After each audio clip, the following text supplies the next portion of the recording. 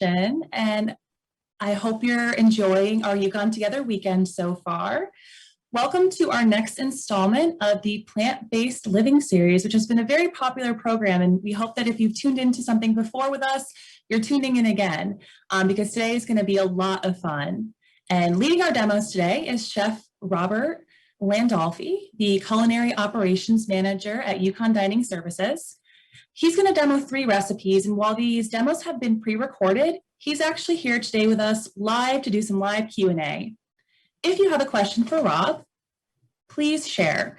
You're going to find a box probably directly below this video or potentially to the right, depending on which type of device you're using. But it will be called Plant-Based Living Series Chat, and you can click Join the Conversation to share your thoughts or ask a question. You'll also find some polls in this area, which we encourage you to answer so we can learn a little bit more about you and why you're here. If you're looking to follow along with the recipes today, you can find them in our lobby page where it says supply list. This is our full weekend supply list. So you'll just want to scroll down and you'll find all 3 recipes available there to view today or later. And don't worry, this is being recorded. So if the chef is moving along pretty quickly for you, that is okay. Treat this like it's your favorite Food Network show, enjoy, and then come back and cook along later when it's more convenient for you. And now on to our first recipe. Hi, I'm Rob Landolphi, Associate Director of Culinary Development here at the University of Connecticut. Today what I'm going to be doing is we're actually going to be preparing 3 different dishes, some vegetarian, some vegan. I've been here 21 years, and what I've seen, especially in the eating habits of many of our students, is that they're making smarter choices, healthier choices. You know, we have a lot of students who are more or less leaning towards that flexitarian diet. So they still eat meat, but yet we've noticed they really are gravitating towards a lot of more of the vegetables and the fruits, especially plant-based dishes that are full of big, bold flavors that really make them feel satisfied. So the first dish I'm going to prepare for you today is actually a Farro Risotto with white beans, basil pesto, and arugula.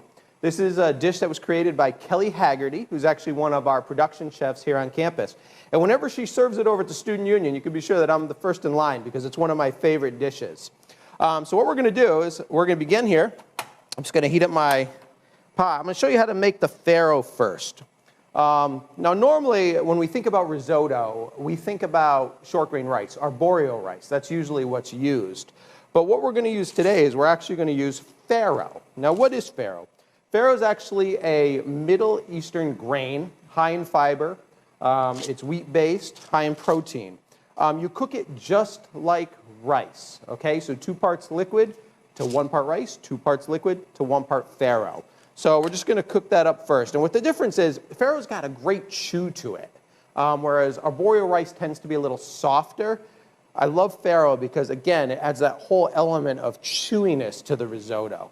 So I'm just going to put a little bit of oil inside our pot there. I got this over about medium heat. And I'm just going to add our onions right in. Just want to stir those around a second. And all I'm trying to do is I just want to make them translucent, okay? And all that means is just kind of soften them up a little bit. Onions tend to be, you know, a little bit harsh, okay? But when you cook them, they actually become a little more tender, a little more sweet. And that's what we're trying to do here, okay? Then what I'm going to do is, just like you were doing a risotto with rice, we need to wake up our farro. We need to blossom it. We need to make it come alive. So I'm just going to add that right into the onions. And I'm just going to stir it around a little bit. And just give it a second just to kind of heat up, but almost like toasting the grain a little bit. Okay?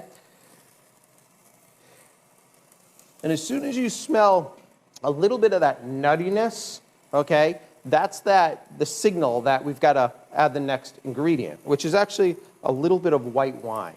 And I'm just going to go around. Just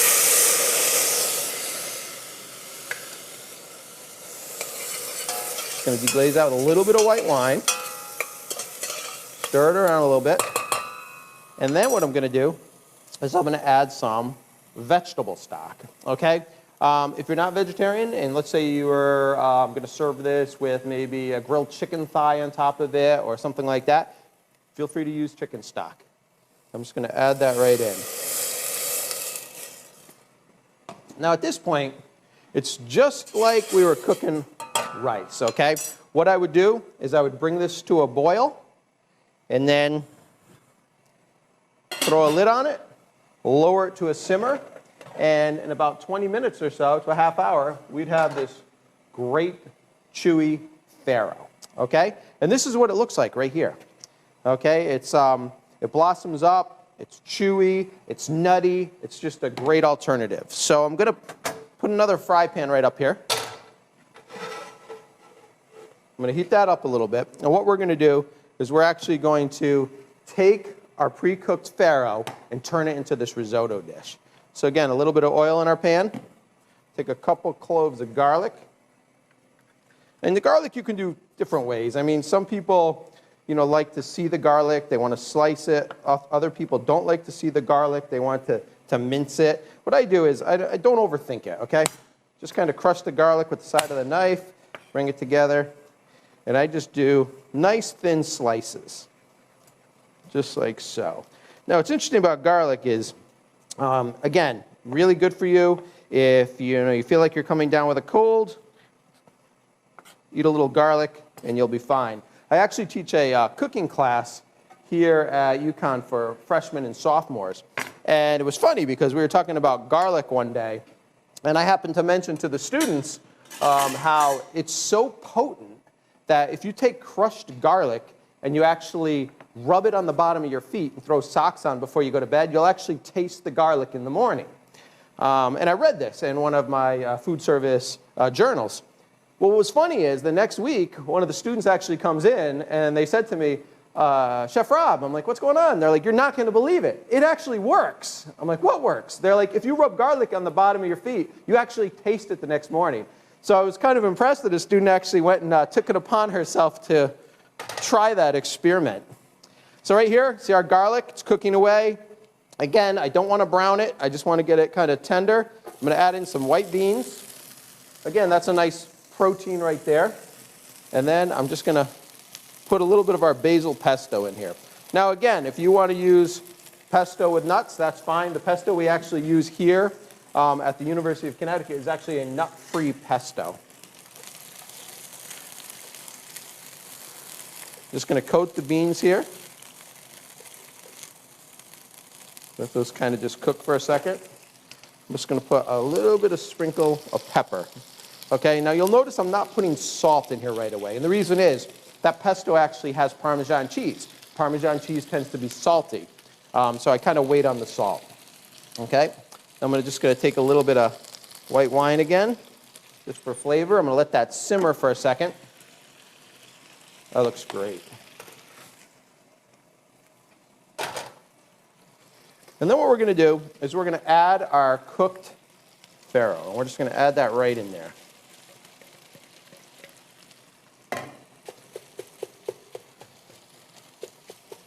Chop it up, and I'm just going to coat this. Now what's nice about the farro is you can actually cook it ahead of time and actually store it in your refrigerator. Okay? And then what happens is, you come home from work or school or whatever, and you can actually just throw together a dish with it. You don't even have to make it into a risotto if you don't want to. It goes great if you want to just microwave it, or put a vinaigrette on it and eat it cold, put it on top of a salad. It's very versatile. Okay, that looks good. So as you can see all that nice pesto, the green specks in there, the white beans. I mean, if you could smell it, it smells absolutely. You can smell the garlic coming off of it. It looks really, really good.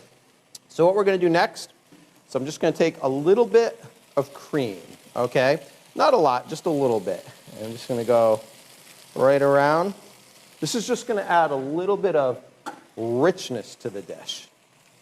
I'm just going to stir that in there. Now, if you didn't have any cream, you could use whole milk. Half and half would even work. Doesn't matter. That looks good. Then what we're going to do is we're actually going to add in some roasted red peppers. okay? And you have a choice. You can go out and you can buy yourself some red bell peppers. You know, you can do them in the oven or on the grill and then, you know, peel off the skin, etc. Or you could just use the red deli peppers. They work just as well, all right? And again, all I did was put a rough chop on them. I'm just going to put some of these in there.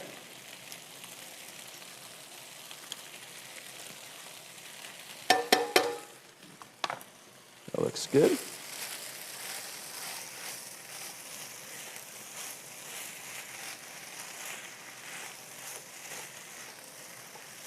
Now, if you look at, you notice I put the beans in here, and I just used a white cannellini bean. What's funny is, again, you know, in my history here at UConn, we've seen a huge increase in beans, whether it's black beans, chickpeas, cannellini beans, navy beans, etc., garbanzo beans. It seems like a lot of students, especially athletes as well, are looking for those alternative proteins, and they're leaning towards more of those plant-based proteins. Looks good. Just going to stir that around a little bit. Then what I'm going to do is this is arugula. Now, I like baby arugula, okay? And what you'll find is, if you eat it, it's actually got a peppery bite to it. It's so good. So that little peppery bite with the greens is a great addition to this dish, okay? So what I'm going to do is I'm just going to sprinkle some of this arugula in there. And what it'll do is it'll just wilt down. Now, if you wanted to use, you couldn't find arugula, or maybe you looked in your fridge and you said, oh, no, I don't have arugula, but you have spinach, baby spinach, kale, Swiss chard, any of those greens will work. Don't stress out about it. All right, and all we're going to do is I'm just going to wilt down this arugula in there.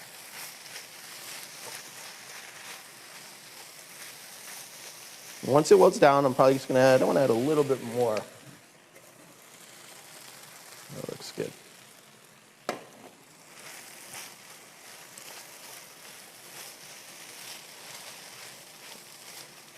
Oh yeah, that's perfect. All right. I'm going to let that sit there and cook a second. Now what I want to do is I want to finish this off. I want to add another layer of flavor here. So I'm just going to take a lemon, just a little bit of lemon zest. Right over the top.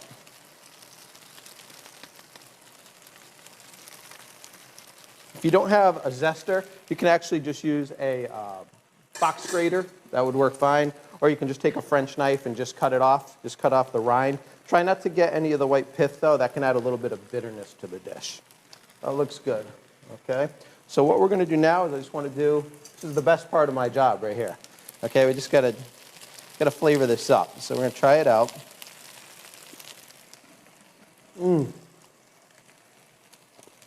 That's really good. Now is when I'll do a little bit of salt. Okay? Just a touch of salt and a little bit more pepper.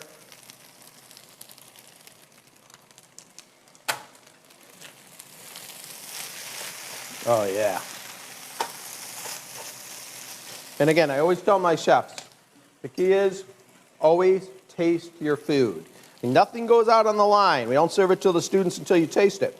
I have chefs sometimes say to me, yeah, but I've been working here for 30 years. I've made it 1,000 times. Doesn't matter. An ingredient can always be off a little bit, so you want to make sure you always adjust your flavors at the end. That's amazing. So good. All right. We'll put our plate up there.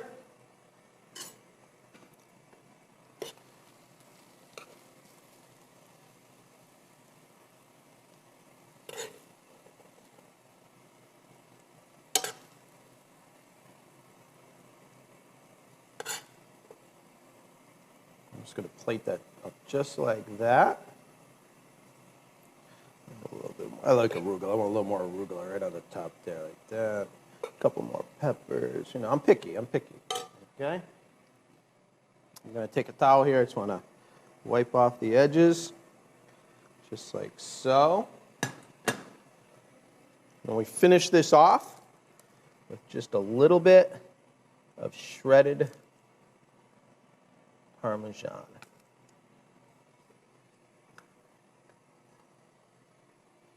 And there it is. That is our, again, Farro Risotto, white beans, basil pesto, a little bit of arugula. Absolutely delicious. Enjoy.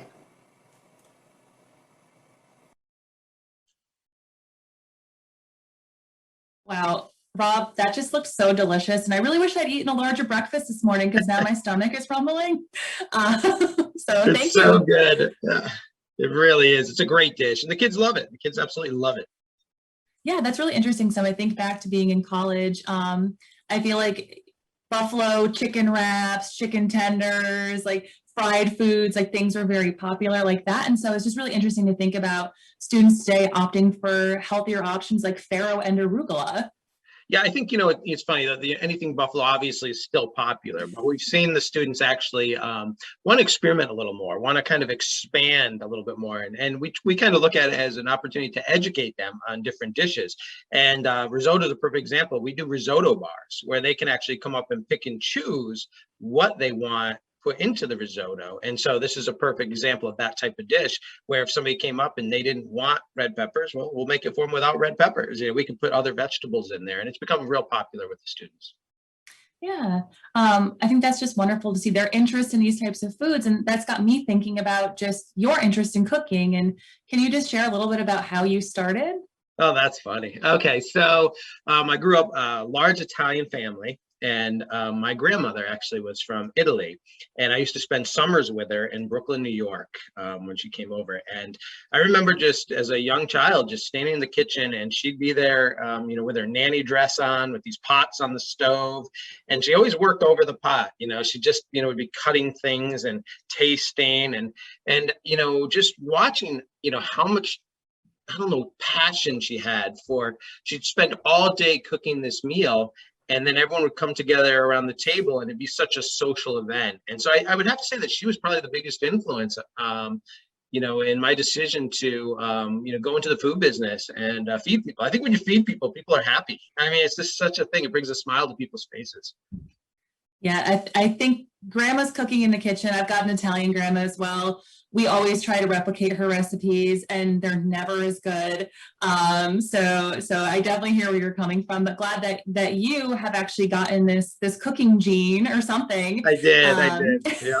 I actually stole her cookbook, so I have it. The whole family wants to know where her cookbook is. Don't tell them I have it. So we won't say anything. Okay. So we do have some comments coming in. Patricia actually chimed in and asked, can you serve this dish room temperature? Because she's thinking about making it this week for friends. You can. What I would do there, though, if I was going to do it room temperature, I would probably add a touch of oil and a little bit of balsamic or something like that, just to kind of, keep it moist. Because what would happen is if you make it ahead of time and put it in the fridge, it's going to lose its moisture. So again, a little bit of just a simple vinaigrette in there, even a lemon vinaigrette would be absolutely amazing on that dish to bring to like a cookout or something like that. Great. And she actually had also shared that she eats plant forward in our chat. And so I was actually wondering if you could share a little bit about these terms, right? So we hear plant forward, we hear plant-based, we hear vegan, we hear vegetarian. What does all this mean? Because we do have some folks who have shared that they don't have a lot of familiarity with this topic. So, it's interesting because, obviously being at the university for 21 years, I've seen, the eating habits of students where you've got the vegans who are, let's say around, 1.5 to 2% of the population. And then you have the vegetarians who are upwards about 4 to 5%. But then we have about 95%, maybe 94% of those people who are, flexitarians or more of that plant forward, which means they're trying to eat more plant-based dishes. So they, in some cases, they might eat meat, but they might not eat as much anymore. They might take a 3-ounce portion of meat, but they're looking for more variety when it comes to plant-based choices that are going to actually fill them up, keep them satisfied. And then that seems to be the direction that we see right now. And I think it's a good direction to be going in. Red meat has been on the downslope. We don't see as much red meat being consumed at the university. And so obviously, like I'm saying, chicken is always going to be popular among the students, but we do see legumes and grains and obviously a lot of the plant-based products that are starting to come on the market now, whether it's Gardein, Beyond Meat, Mon Cuisine, there's just so many different ones. And by us incorporating into those menus, that's where you're seeing those people who want to eat plant forward gravitating towards those type of dishes. Great. And if you were planning to switch to plant-based, plant forward, what are a couple of the easiest swaps people could make? So I always tell people some of the ones we made originally was we looked at our menus back in the day, and we said, okay, pasta. You know, people love pasta, but a lot of times it's just a carb load. You know what I mean? So we started looking into protein-based pastas. So red lentil pasta, chickpea pasta, which are great because they have protein. And then, you know, again, we toss them with some roasted vegetables. We might even throw in some of those white beans or something like that. And those have become very, very popular among all the students, not just those looking to eat vegan or vegetarian. We also see, when it comes to, this sounds crazy, but the veggie burger craze. What we found is, originally when they first came out, you know, we used like Jenna Marie's burgers, which were frozen, but then we did a whole line of veggie burgers from scratch. So we do a sweet potato kale burger and a black bean guacamole burger. Those just took off. I mean, we saw meat eaters just going crazy over these plant-based burgers. And so I think those are some easy things. Kind of look at what you're eating now and say, okay, you know, what can I eat that's going to satisfy me that's very similar? And you got to try some of these items out. They're really good. Absolutely. And speaking of swaps, we did have a question. If you don't like white beans, any simple swap for that in this recipe? Sure. I mean, I guess it depends on what you're going for. If, you know, some people, you can use basically any bean you want in there would work. I might stay away from a black bean just because of the strong flavor profile. But if you wanted to, honestly, some people like tofu. I'd put a little tofu in there. You know what I mean? I think it would be delicious. Even a little bit of tempeh, which is like a soy curd. You can break that up in there. That'd be another alternative that's going to put some protein in there. And if you really want to do it, quinoa and farro together. Quinoa is the grain that has the most protein out of all grains. If you wanted to do a 50-50 with the farro, that's going to increase your protein load as well. Sounds like some great suggestions. Yeah. So thank you. Keep those questions coming, you know, keep writing in the chat, keep answering our polls. We're going to actually move into our second recipe. So we'll be back. Hi, the next dish I'm going to do for you is actually a spicy kale and coconut fried rice. Now, obviously, you know, here at UConn, college kids absolutely love fried rice, whether it's chicken fried rice, pork fried rice, vegetable fried rice. But this is a whole nother version in itself. And it's probably one that maybe, hopefully you've never tried at home, but after seeing me prepare it, you're going to run right out, buy the ingredients, and add it to your repertoire of dinner recipes. So what we're going to do first is I got a wok here, and I'm just going to heat it up a little bit. If you at home don't have a wok, you can actually just use a fry pan. It's perfectly fine. Okay, and what I'm going to do is put a little bit of oil in there. Now, what I'm doing first is I'm doing the eggs, okay? A lot of times I see people do a fried rice and then they add the eggs at the end. You don't want to do that. You actually want to cook the eggs up front, put them into a bowl on the side, and then add them back in later. Now, what you can do, and this is up to you, is you can actually beat them ahead of time, or you can just literally just crack them right in. Just like so. And then just kind of beat them up right inside the pan itself.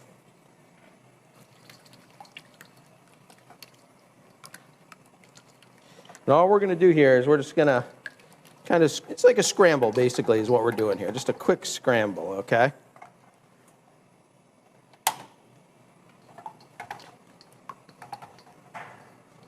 I just added a little bit of oil to the pan. That's all I did, okay? Now, if you didn't want to add the egg, you don't have to. It's optional. I just think it's a nice addition to this dish, okay? Looks good, looks good. Now, the whole idea of wok is, again, it's high heat, keep the food moving. And again, this is a nice seasoned wok that I'm using. We actually have a place on campus called Earth Wok and Fire, which does a lot of stir fries. So thanks to Chef Kyle, I borrowed one of his seasoned woks, so we're good to go. So there you go, eggs all set. What I'm going to do is I'm just going to take the egg right out of there, and I'm just going to put it right into our bowl just to kind of hold it, okay? That's good for now. All right. So now what we're going to do is we're actually going to prep up our vegetables that we're going to be using for this dish, okay? Going to start off with a little bit of garlic. Again, just remove the ends from it. Side of knife, quick crush. And just thinly slice. And what you want to do is when you slice, you want to keep your fingers kind of tucked back. Use that middle finger as your guide. So this way you'll never cut yourself. So I'm going to put that right there. I've got some green onions. Okay, again, what we're going to do is we're going to use kind of like the pale green section through almost the end. You know, we kind of want to just take it off. So what I'm going to do is I'm just going to chop off the ends here. I'm going to spin it around and chop off the other ends. And I'm just taking a little bit off. And then what I'm going to do is I'm just going to do a nice fine slice, really fine. Just work my way right up. Again, you know, if you didn't have any green onions, that's okay. If you want to use regular onions, that'd be fine as well. If you wanted to use some chives, chives would work. If you wanted to use leeks, leeks would work. Okay? It's really personal preference. It really comes down to whatever's in your fridge at that moment. Okay? So again, there's my green onions.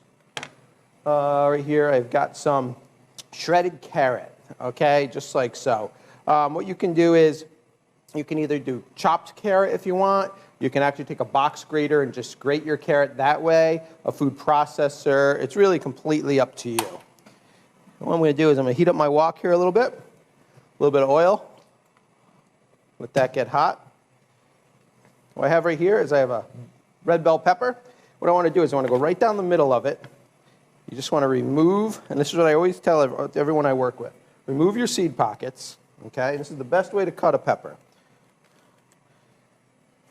Get the seed pockets out, and then look, zero waste. I have 100% usable pepper right here.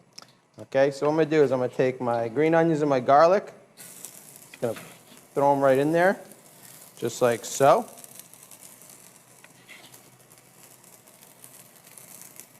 Throw my carrots in there. Then I'm going to do some julienne peppers. So I cut them into quarters, and then again, just really, really thinly julienned or sliced. Just go right through like so. Next one. If you didn't want to use a red pepper and you wanted to use a green pepper, that's fine. I personally just like red pepper. I think it's got a really nice flavor. It's a little bit sweeter.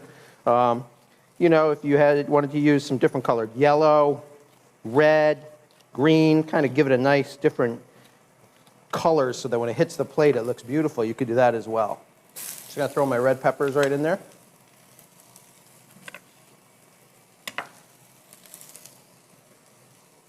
Going to give it a quick stir. And those are going to start breaking down a little bit. And then what I'm going to do is I'm using kale in this dish. Okay, and again, what you want to do with kale is, this is the rib right down the middle, and you just want to remove the leaves. So if you just cut up both sides just like so, just like that, and take off the end, that's what you're looking to do. You just want the leafy part of the kale. So just come right up, take off the ends. If you wanted to, you could also do it this way. You just rip it right off. It's really up to you, whatever, you know, depending on how much time you have. Okay? Again. Now, I don't know if you've ever taken kale, tossed it in a little bit of olive oil, some kosher salt, done kale chips. Absolutely amazing. I love it. You know, we've done things like that where we've actually done a version of mac and cheese and topped it with kale chips, things like that. It's just a nice alternative. And kale, another one of those great greens, really good for you. So this is it right here. So then what I'm going to do is I'm going to tighten up my bunch of kale, just like so, and I'm just going to do a nice chop all the way through.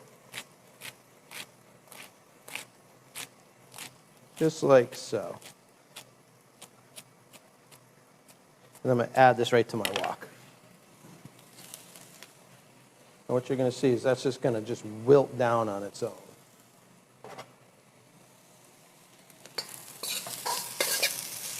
Toss this around a little bit. Now what you want to do is anytime you use kale, what helps it break down is a little bit of salt. Okay? And it actually, what you'll find is that little bit of salt, as it breaks it down, will actually take away a little bit of that bitterness. A little bit of pepper in there, just like so. Keep this moving a little bit. Got some good colors in there. You can see the orange, you can see the reds, and you're going to see the green really start to pop, you know, as this starts to cook up. Oh yeah, that looks great. All right. And then what I'm going to do is I'm just going to take this and I'm going to add it right to my eggs. Okay, just like so. Scrape everything out. Perfect. Put it right back on the burner. All right, so what we're going to do now is a little bit of oil in our wok. And I'm using brown rice for this dish, okay? If you wanted to use white rice, you could. Personally, I like brown rice, whole grain, nuttier flavor, much better for you. And again, you know, it's up to you. If you want to use farro for this dish, I know we did that farro dish earlier, you could actually use that for this stir fry as well. And this is pre-cooked. I cooked off the rice ahead of time. And then all you got to do is just take it out of your fridge, add it right to your wok, and get it moving. Just want to heat that rice up. And what I find is personally, that rice that you cook off and let sit in your refrigerator overnight works better for fried rice. So keep that in mind, okay? If you know you're having people over and you're going to be doing maybe this dish or a different fried rice dish, cook off your rice the day before, okay? Now, what we want to do is I'm going to add a little bit of toasted coconut. Now, this is unsweetened toasted coconut. And how I toasted this is you could do it a couple different ways. You could do it in a saute pan, low heat, and just keep it going until it's nice and toasty brown. Or you can actually put it on a sheet pan in the oven.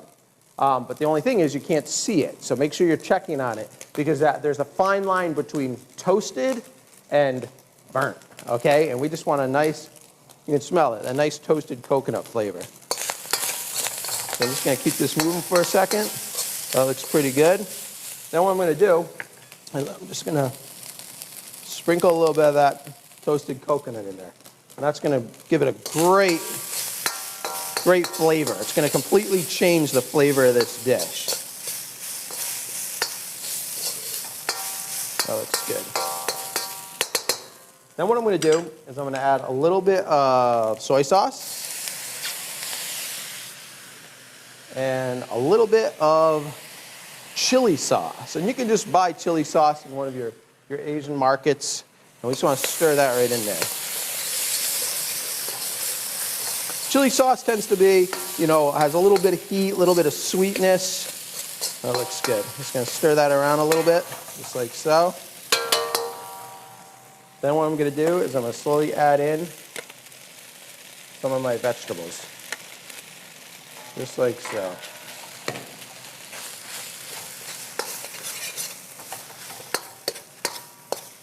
That looks great. And keep that cooking, keep that cooking.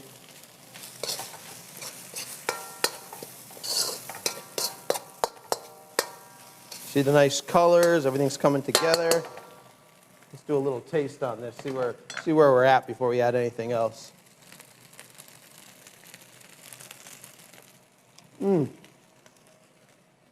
It's really good. And again, I use very little soy sauce, so it's not too salty, so I'm just going to a little bit more salt, a little bit more pepper. And what I'm going to do is I'm going to throw in a little bit of cilantro. You know, if you're one of those people who just doesn't like cilantro, you can use a little bit of parsley if you want, which is perfectly fine. Put that right in there.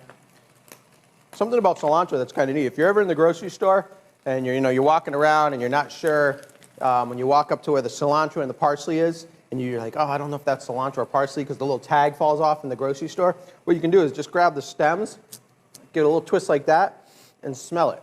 Okay? If it smells like green grass, it's parsley. If it smells a touch on the soapy side, I know that sounds crazy, then it's cilantro. It's just an easy way to tell. Now what I'm going to do is I'm going to take a lime. I'm going to juice a lime into this fried rice.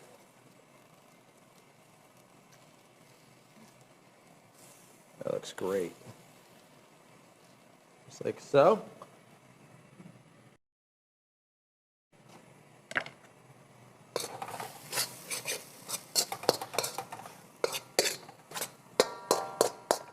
You can smell the nuttiness of that toasted coconut. Take a bowl. I'm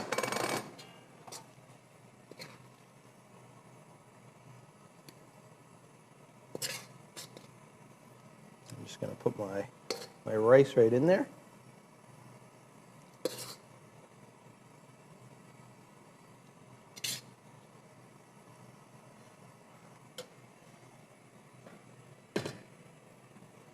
The other half of my lime. Just going to drop a couple lime wedges there. And there it is. That's a spicy toasted coconut kale fried rice. It's absolutely delicious. I hope you enjoy it. I absolutely love it. And I'm actually going to eat this one. So let's test it. Make sure it's good. Amazing. It really is. Absolutely amazing.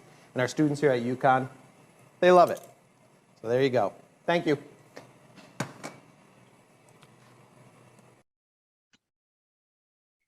Another delicious recipe.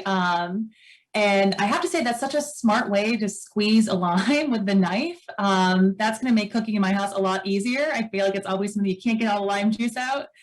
So that was a great tip I learned. But speaking of swaps, as we were talking about before, you start with eggs. Is there anything you recommend for folks who have either egg allergies or are vegan? Sure. What we've really tapped into over the last about a year and a half, 2 years now is we use Just Egg at UConn, which is actually a vegan egg product. And it works for stir fries, but it also works for omelets, eggs. We do a vegan French toast using that egg combined with oat milk and things like that. It's a great product, and it's really worked out for us. We actually bring in some of the egg patties made by Just Eggs, and we're going to be using those in the future for some vegan egg and vegan sausage sandwiches on a bagel, which is going to be interesting to see if the students kind of gravitate towards those. That's great to hear. And thank you for offering the substitute. We have one more question about a substitute from the previous recipe. For Farro, if you are somebody who has celiac disease or doesn't do gluten, is there anything you'd recommend to sub for Farro? Oh, sure. Like I said, you could use the arborio rice. You can use quinoa. Works really well. There's also a product out on the market called the pearled sorghum. I don't know if they've ever tried it, but you can usually find it in the grocery stores. It's like almost reminds me a little bit of an Israeli couscous. It's kind of big buds. It's chewy, but it's just works really, really well for that type of dish. Great, thanks for sharing. And while we're waiting, folks, if you have questions, please feel free to put them in the chat and we'll try to get to them. If we don't get to your questions during this live Q&A, Chef and I will talk afterwards and we'll get you some answers via email. But in the meantime, while we're waiting for some more questions to come in, can you talk a little bit about the new plant-based dining? Is it a dining hall or a cafe that's opening on campus this fall? The cafe, yep. So we have a cafe on campus. It's in the Wilbur Cross building. And we had a group of students actually approach us and say, hey, listen, we're interested in working with you to open up a plant-based cafe and actually use it as an opportunity to educate people on the more or less the plant-based or plant-forward diet. So we did our research and I said, something, we could probably make this work. It's going to be called Crossroads. It's going to be open probably about the last week in August. And it's both vegan and vegetarian. What we're going for here is we are actually going to try to focus on really getting those people in the building and the people around campus to get over there and try these items. I mean, we've got a vegetarian meatball grinder on the menu that's absolutely amazing. We have a vegan chicken parm. I mean, we've really done our research. We've got all sorts of power bowls with, we're going to be using probably oat yogurt with acai berries and pumpkin seeds and all sorts of really cool breakfast items, lunch items, and we think it's going to be a big hit. We really do. We think that again, it's going to be an opportunity for us to educate the UConn community on, hey, these are sustainable products. They're delicious, and it's going to satisfy anyone who comes along who's looking to grab a little lunch. And if you had to pick, so you're naming all these great things that are available for current students and some staff and faculty on campus. If you had to pick, what you think is the most stellar plant-based dish offered anywhere on campus, and that's the one that you personally would want to eat, what would it be? Ooh, wow, that's a hard question. I know.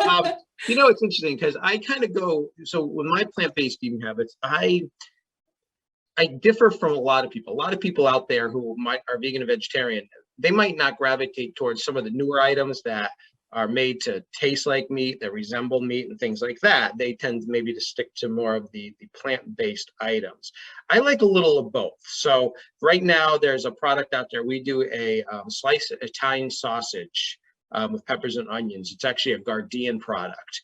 And we serve it in our dining halls. And I think a lot of the students who eat it don't read the label that it's a vegan product, and it's so good. It tastes just like Italian sausage, but it's, again, plant-based. It's delicious. If I had to lean more towards my favorite, maybe plant-based dish, I would probably go for more of like the probably the stir fry bar is probably one of my favorites. Another reason, not only my favorites, it's also a favorite for the students, because when they come up, they can pick and choose what vegetables they want cooked to order, what sauces they would like, as well as proteins, whether they want the tofu, the tempeh, the Beyond Meat chicken strips, or real chicken, etc. So what we found is those type of concepts where people are creating based on their personal tastes, they're satisfied, plus they're probably going to eat everything and not pick out the broccoli or this and that. And so obviously it's less food waste. So that's probably one of my more popular items that I like. Well, I'm excited to get back on campus one day and try Crossroads when that opens. And just one last question coming in from the chat is really just about, it sounds like there's just a lot of opportunity for suggestions to come in from students. I know you mentioned earlier in one of the videos that students can do cooking classes, things like that. But how do you find out what students really want? So we do it a few different ways. One, we do focus groups. Two, we do surveys, but we also honestly have a link right on our dining services webpage. And I've had parents send me recipes from home and say, oh, my son Johnny absolutely loves this dish. And, I thought maybe, it would work well for the dining halls. And I've probably put about 12, a dozen or so dishes that came in from parents that are on our menus. And we've taken it from 12 portions and we've turned it into 400 portions for our dining hall. And we actually put the name of the dish and actually the family that sent it into us on the food label. So we've actually had students come in and say, oh my mom sent that recipe and I can't believe it. So it's kind of fun because I think it makes them feel, a little bit more at home, so that they don't become homesick. And very popular dishes among, if it's going to be popular with one student, it's probably going to be popular with a lot of students. That's the way I look at it. Absolutely. I think that is UConn's a big place, right? You want it to be like a home away from home and exactly. Or a second home or something homey, right? So it. Yeah. So thank you so much for this live Q&A. We're actually going to move into our last recipe, which everyone seemed very excited about in our poll of which recipe were you looking forward to the most. So here it is, everyone, and we're going to move into our sesame noodle salad. The final dish I'm preparing for you today is actually no cooking involved. So this is a dish that we actually do out of our central production kitchen, a version of it. And it's actually a sesame noodle salad. Okay, it's actually a sesame peanut noodle salad because we actually make a dressing that's made with peanut butter. What I'm going to do is, and again, starting right off here, I'm using regular peanut butter. I'm just going to put it right into our bowl.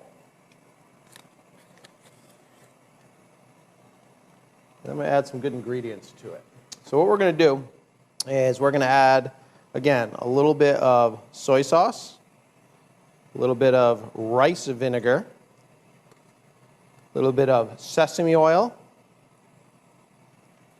and a little bit of maple syrup, okay? Just to kind of sweeten it up a little bit. Then what we're going to do is do a little bit of garlic in there, okay? Chop that right up just like so. Just a couple cloves is fine. I'm just going to slice it right up like so.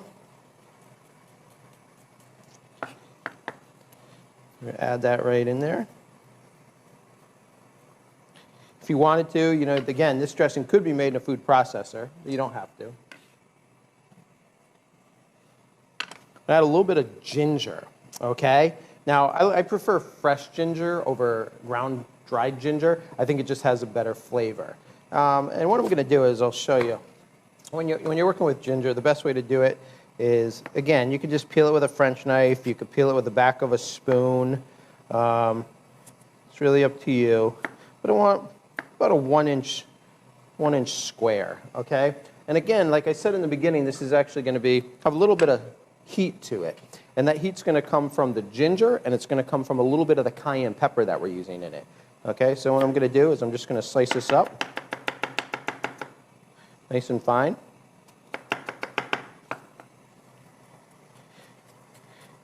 And the ginger is just one of those, again, you know, those ingredients that's actually food is medicine. If you ever, you know, have a little bit of a stomach ache, you can actually take a little bit of ginger and just steep it in a little bit of hot water and sip at it. Okay, I'm just going to put a little bit of ginger in there, just like so. And I'm going to whisk this up.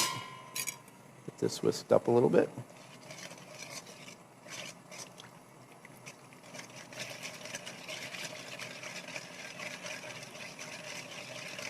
And you want the peanut butter, basically, you'll see it'll incorporate into our syrup and our vinegar and our soy sauce. It'll smooth out, it'll make a nice dressing.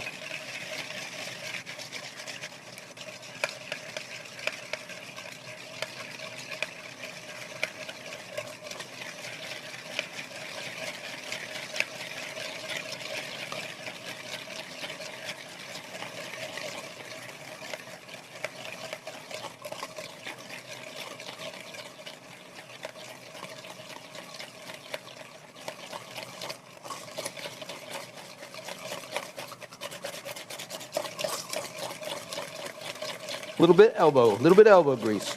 Work those muscles. That looks good. All right, so this is what we're going to do next. A little bit of cayenne pepper. That's going to be a little bit of our heat. And then, of course, a little bit of lime juice. And you just want to juice that right in there, just like so. And again, I'm using fresh limes. You know, if you have some, you know, bottled lime juice left in your fridge from margarita night, feel free to use it. It'll work fine. I'm just going to mix this up a little bit more.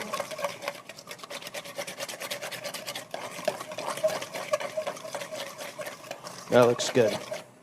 Quick taste of it. Gotta make sure it's perfect. Oh, it's so good. Just so you know, like this dressing right here, you know, we're using it on a cold salad today, but this is a great marinade for chicken. So if you were going to do like peanut butter grilled chicken and get yourself some chicken thighs, get them on the grill and just baste them with this dressing, or you can marinate it in this dressing, put them right on the grill and then just baste it with a little bit more. Or, you know, if you want to put some chicken on skewers and you didn't want to brush it with this peanut butter dressing, absolutely amazing. All right. So that's good. So we're just going to slide that to the side for now.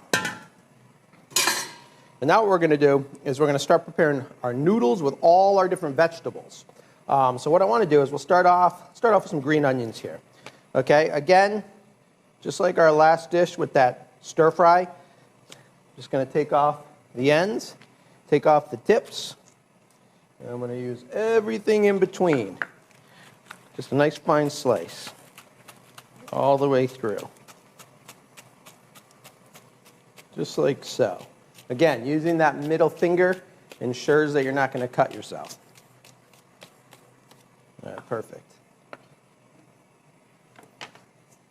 Put those right in there.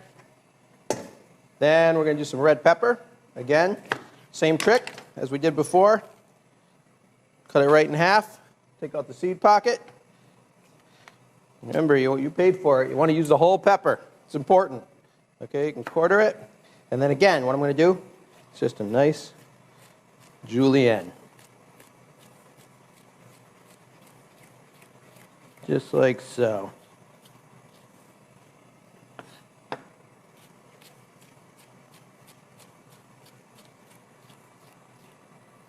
Perfect.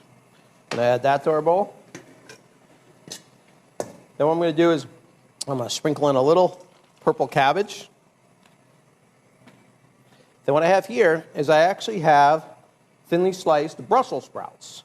Now again, you know, I realize not everyone likes Brussels sprouts. I get it. I actually love them. I love them roasted with grapes or, Obviously, toss them in olive oil and roast them with some, you know, bacon bits and things like that. Absolutely a little balsamic on them. They're absolutely delicious. But what I did is I took these and I sliced them thin. If you wanted to, you could actually put them in a food processor and just kind of shred them up, and that would be fine too. If you didn't like Brussels sprouts, you're anti-Brussels sprouts, I get it. You can use some snap peas or something like that, or green beans, anything like that would work as well. We'll put some Brussels in there. And then, here we are, back to those shredded carrots.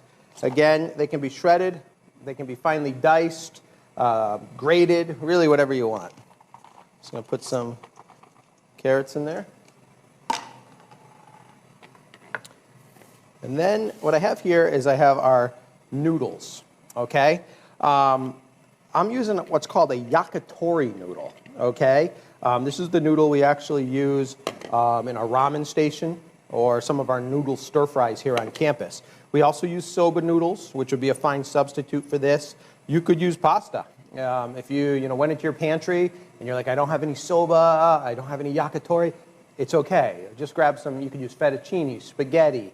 It really doesn't matter. If you want to use the rice stick noodles because you're looking to keep it gluten-free, you can do that as well.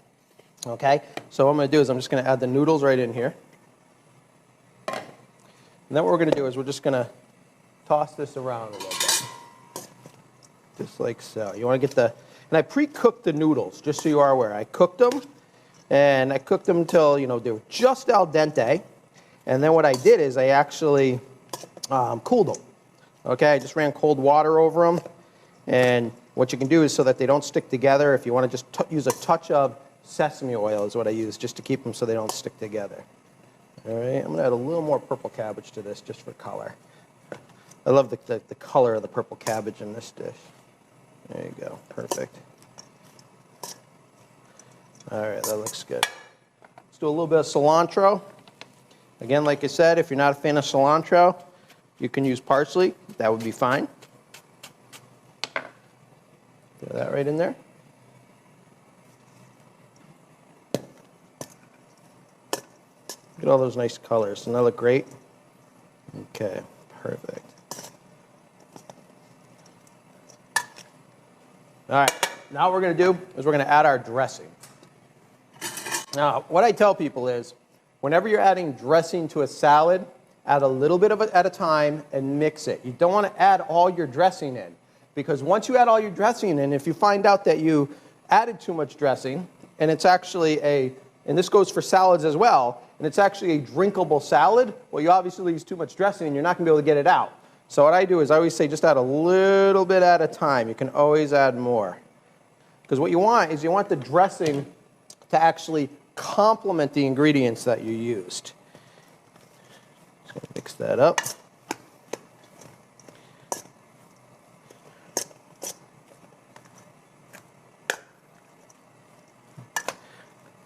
Add a little bit more.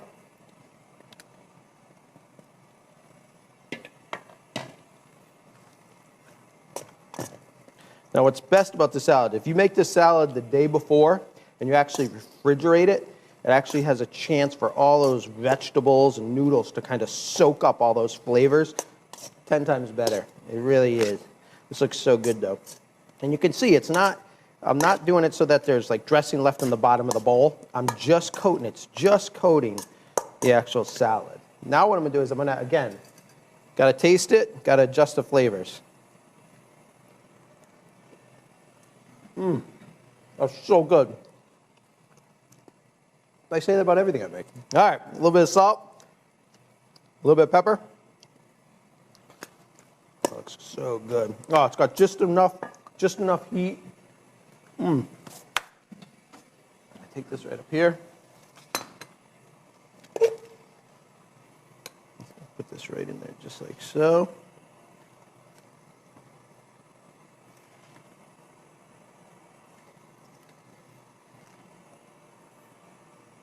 Yeah, look at that. All right, we're going to garnish this up a little bit. Again, optional. If you want to just throw a few roasted peanuts on the dish, you can do that. Another thing I love just for texture, and look, this is black and white sesame seeds. Just a little bit of black and white sesame seeds over the top. Garnish. Food has to be garnished, remember that. Just throw a couple little lime wedges on there. And there it is. That's our spicy sesame peanut noodle salad. Absolutely delicious, absolutely amazing. And what I can't stress enough to you guys is this is the type of food that we serve to our students here at Dining Services at UConn. Again, we are proud to say that we are the largest user of Connecticut-grown produce in the state of Connecticut. We actually purchase local first, then regional, and then obviously domestic as well. What we've noticed is, again, students are demanding healthier food. They want to make smart choices. I'm not saying that chicken tenders aren't popular. Trust me, they are. But again, when you put dishes like this out there with this type of color, this type of flavor, once they try it, we have them hooked. We have our own student gardens on campus that produce upwards of 9,000 pounds of organic food, organic vegetables that we use in the different dining facilities on campus. And we're proud of our programs. We're proud that we're not just dining services here at UConn. We're actually, I look at it as an educational resource. We're here to educate students on food, about sustainability, and again, like I said, most importantly, about smart choices, especially when it comes to eating. If you eat right, you're going to have more energy, you're going to study hard, you're not going to get sick, you're going to do good on your exams, etc. So I can't stress that enough to the students. So I hope you enjoyed spending this time with me this afternoon, and I hope you try these dishes at home, because again, they're wonderful dishes, they're easy to make, and they're absolutely delicious. So thank you so much. I appreciate it.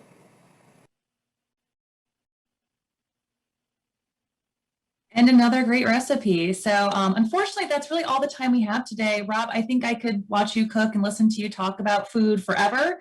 But for those of you who really just hadn't had a chance to get some of your questions answered, feel free to reach out to us after, and we'll do what we can to answer your cooking questions. And I do want to say that we had a lot of folks who are looking to learn more according to our poll, and so I'm hoping that they did.